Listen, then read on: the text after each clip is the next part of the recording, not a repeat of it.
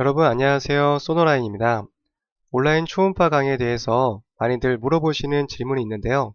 바로 실제 임상에 강의가 도움이 되는지 물어보시는 경우가 많이 있습니다. 여기에 대해서 단순하게 글로 답변 드리긴 좀 어려워서 강의를 제작하게 되었는데요. 임상에 도움이 되는지 궁금하신 분들은 강의를 끝까지 들어주시면 감사하겠습니다.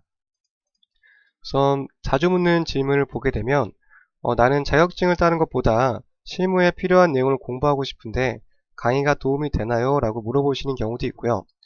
또는 비슷한 내용인데 스캔 방법이나 결과 입력하는 방법도 알려주는지 물어보시는 경우가 있습니다. 우선은 여기에 대해서 답변 드리기 전에 강의를 만들게 된 이 부분부터 설명을 드려보도록 할게요. 도움이 되지 않았다면 강의를 제작할 필요 자체가 없었습니다. 왜냐하면 이 RDMS라는 시험 자체는 국내에서 사용되어지는 자격증이 아니에요.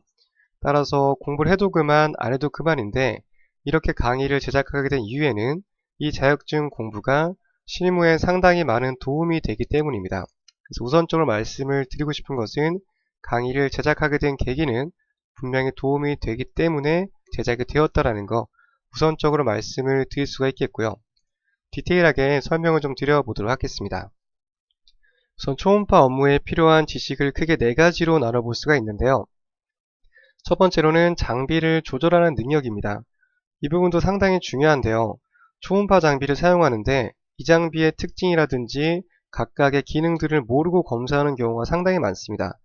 이런 부분들은 초음파의 기초 물리 지식이 베이스가 있어야지만 더욱더 장비를 잘 조절할 수 있게 되는데요.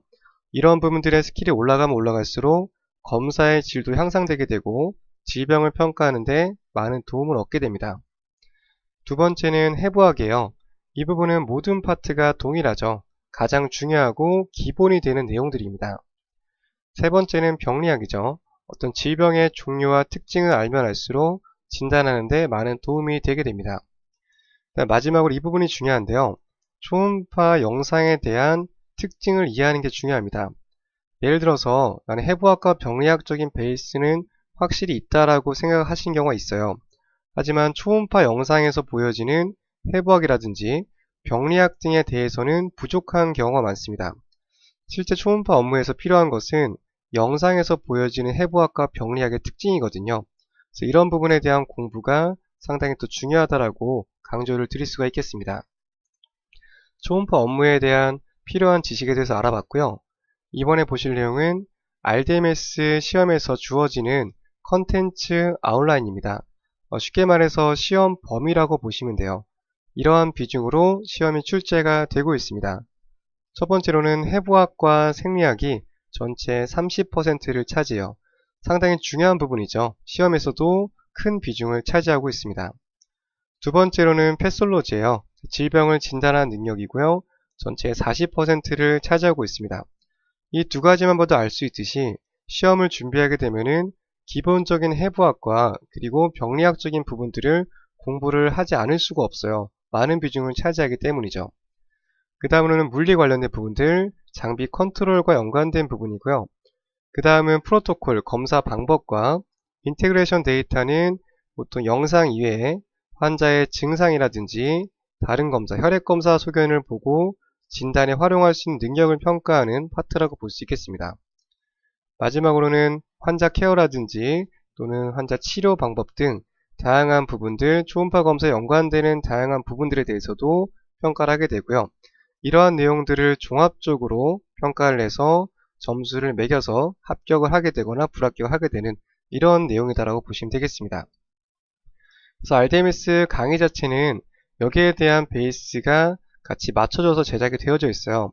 따라서 이런 부분들에 대한 설명들이 강의에 모두 다 포함이 되어져 있다라고 보시면 되겠습니다. 실제 강의에서 설명드린 문제 한번 보도록 할게요. 문제 보시면 지금 심장 초음파에 관련된 해부학 문제라고 보시면 되겠습니다. 우선은 이 문제를 풀기 위해서는 심장 관련된 해부학은 기본적으로 알아야겠죠. 그 다음으로 각 영상에서 특히 보여지는 뷰에 따라서 해부학이 달라지게 되는데 각 뷰에서 나타나는 해부학에 대해서도 충분히 이해가 필요하다라고 보시면 되겠습니다. 지금 문제에서는 빨간 색깔 화살표가 어떤 해부학적 구조물인지 물어보는 문제고요. 결과적으로 이 문제를 풀기 위해서는 영상 해부학과 초음파에 관련된 각각 해부학의 특징에 대해서 충분히 이해가 있어야 된다고 보시면 되겠습니다.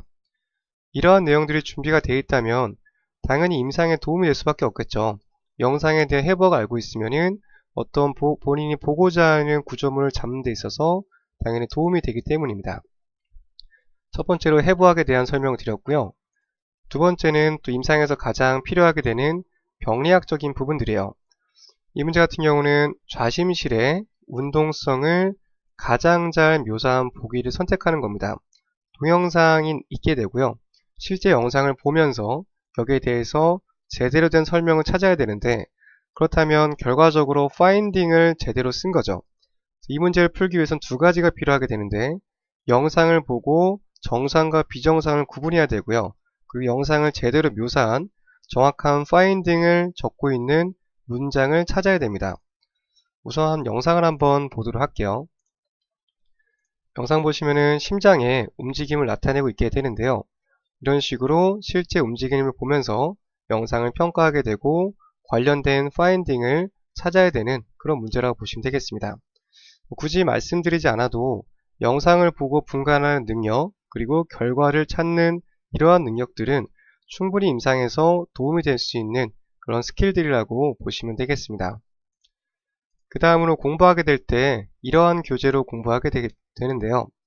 이 교재 같은 경우는 복부 강의 교재의 일부를 발췌한 내용이라고 보시면 되겠습니다. 저는 공부하실 때 이러한 패턴으로 공부를 하게 되는데요. 또 이 부분은 환자의 상태, 여기는 혈액검사 소견, 그리고 초음파 영상의 특징 등을 차례대로 공부하게 됩니다. 예를 들어서 간 낭종이 있다고 한다면 보통 초음파 영상에서 이러한 특징들로 나타나게 돼요. 그래서 이런 특징이 있는 경우에는 낭종이라고 생각할 수 있겠구나 이렇게 공부를 하게 되고요. 그 다음으로 실제 여기 있는 내용들은 결과 입력의 자료로 활용할 수 있습니다. 임상에서 검사를 하다가 간 낭종으로 의심되는 질병이 나왔어요. 거기에 대한 결과 입력을 할 때 여기서 배웠던 공부했던 파인딩들을 적용하게 되면 보다 더 완성도가 높은 결과 입력을 할 수 있게 됩니다. 결과적으로 RDMS 공부를 통해서 또는 온라인 강의 수강을 통해서 기본적인 해부학과 병리학적인 부분들, 결과에 대한 부분들을 모두 다 공부하게 돼요. 중요한 거는 단순히 자격증으로만 생각하기 때문에 이러한 부분들을 활용하지 못할 뿐이고요. 보통 RDMS 공부 과정 그리고 강의 내용들에는 모두가 다 포함이 되어져 있기 때문에 본인이 얼만큼 활용할 수 있는 능력의 차이일 뿐이지 강의에 포함되어져 있지 않은 내용은 아니다라는 거 이렇게 강조를 좀 드려보도록 하겠습니다.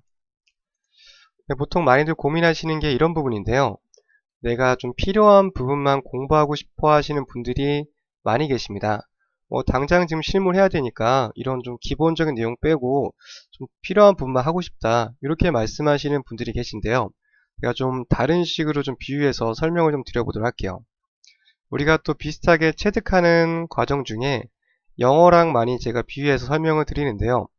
영어를 공부할 때 내가 당장 해외에 나가야 된다면 호텔을 예약하거나 또는 물건을 구매하는 몇 가지 영어 단어만 알고 있어도 문장만 알고 있어도 충분히 생활이 가능합니다. 하지만 중요한 건 내가 알고 있는 부분에서 조금만 벗어나게 되면 더 이상 말을 할 수가 없게 되죠. 따라서 이러한 부분도 초음파랑 비슷하다고 생각이 듭니다. 본인이 당장 필요한 부분, 하고자 하는 부분만 공부한다 하더라도 당장 일하는 데는 문제가 없지만 조금만 벗어난 부분들, 보통 임상에서는 어떤 게 나타날지 아무도 모르잖아요. 조금만 벗어난 부분을 만나게 되면 결국 다시 공부를 해야 돼요. 결과적으로.